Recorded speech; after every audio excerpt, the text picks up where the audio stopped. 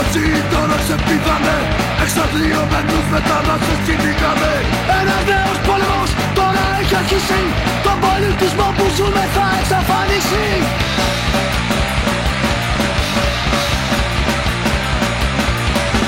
Χέρια και ανέχεια τον κόσμο το χτυπάει, αυτό που διαμαρτύρεται ο μπάτσος το παράει. Το κράτος είναι σαν πιο πολιτική λαμόγια και τα σκύλια φασίστες ψάχνουν για κοροϊδά.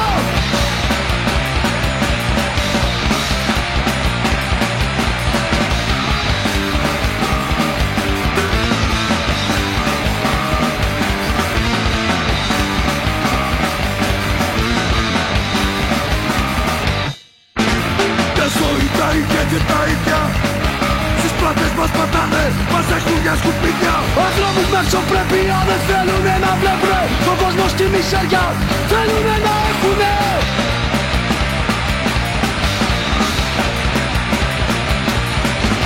Πρόλογο πουλάνε μέσα απ' τα κανάλια, με σκατά γεμίζουνε του κόσμου τα κεφάλια. Άνθρωποι ξυπνήστε και πάρτε το χαμπάρι, στον δρόμο όλοι βγείτε, ο Κάρος να τους πάρει.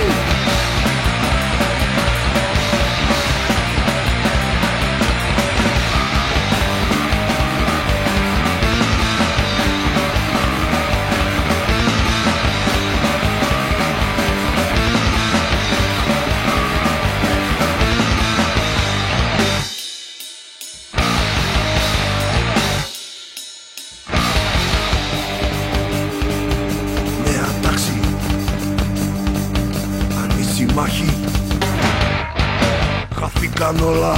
Ανθρωπινό δικαίωμα στην καμανιόλα. Άνθρωποι ξυπνήστε και πάρτε το χαμπάρι, στον δρόμο όλοι κοίτε, ο Χάρος θα τους πάρει. Με ψυχή και σώμα θα τους πολεμήσω, δεν με νοιάζει τίποτα, μόνο να νικήσω.